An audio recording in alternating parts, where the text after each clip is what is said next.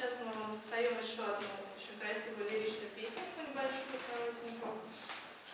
Называется «Руна Луны». Очень лиричная, слова там красивые очень, что-то про приливные